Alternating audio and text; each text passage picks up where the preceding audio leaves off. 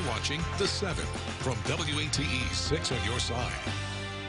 Good evening, I'm Bo Williams, and welcome to The 7. Let's get a look at the big 7 stories right now. And topping the list for you tonight, health leaders in Knox County warning of a potential surge in COVID-19 cases after the holidays. This after the first case of the Omicron variant was just detected a week out from Christmas in the county. Now, Covenant Health's infectious disease specialist says while Delta is still the dominant strain in the community, Omicron is showing to be more transmissible. So much so, today the CDC announced the Omicron variant now makes up 75% of the cases in the U.S.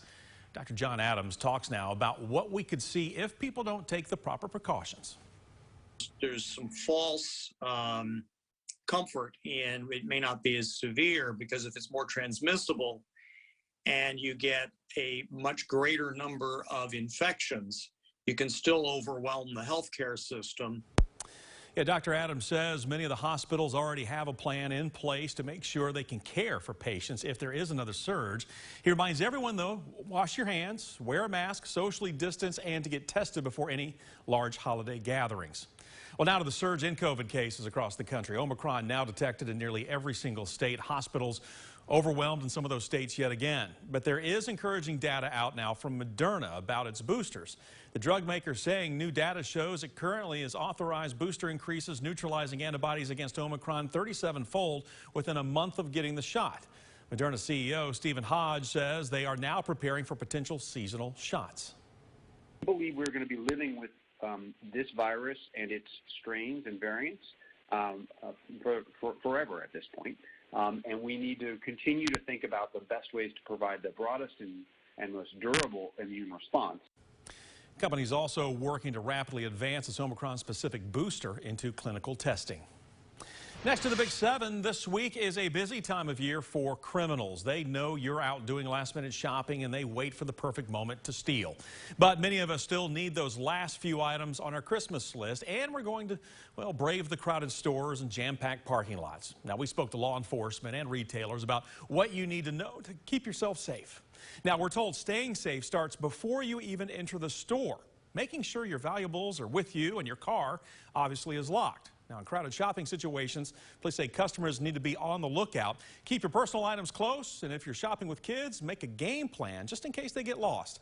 And while you are keeping yourself safe, retailers are working to keep the environment safe as well. We have employees going around the store, and their job is solely just to make sure that there's no debris, water, or anything like that on the floor. So what we do is just make sure the customers are, staying safe. These are all great tips for holiday shopping, but the most important thing to remember is just keep breathing and stay calm. Getting frustrated will not make those lines move any quicker.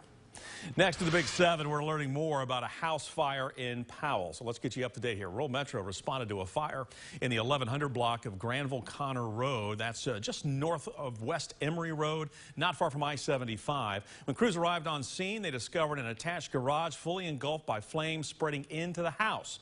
Crews worked quickly to stop the spread, but the home still suffered heavy damage from heat and smoke. All 3 adults, by the way, were safe in the backyard. All the animals, we understand, were found. Some cats were administered oxygen. The Red Cross was called to assist with shelter until their insurance company can help them. The exact cause of the fire, though, still under investigation tonight. Next in the Big 7, we're learning more from the FAA about last week's deadly plane crash in Alcoa. Now, a notice now revealing a passenger in the plane suffered serious injuries in the crash. Thursday, at the time of the crash, we were told that there were 2 people that went to the hospital. Friday night, we learned the other person on that plane, Charles Schneider, died. Now, this according to a company called MyGoFlight, for which Schneider was the CEO. Cause of the crash still being investigated by an NTSB. NTSB spokesperson says a preliminary report should come out in just over a week. We're told the full investigation could take a year or 2 to complete before the findings are released. And next up, the Loudoun County Grand Jury returning indictments against 6 people following a lengthy search for a missing teenager. The 9th Judicial Attorney General says the teen's mother, Jennifer Silvey, and stepfather, Jeff Silvey, are charged now with child abuse and domestic assault. The other 4 people are charged with harboring a runaway child, among other things.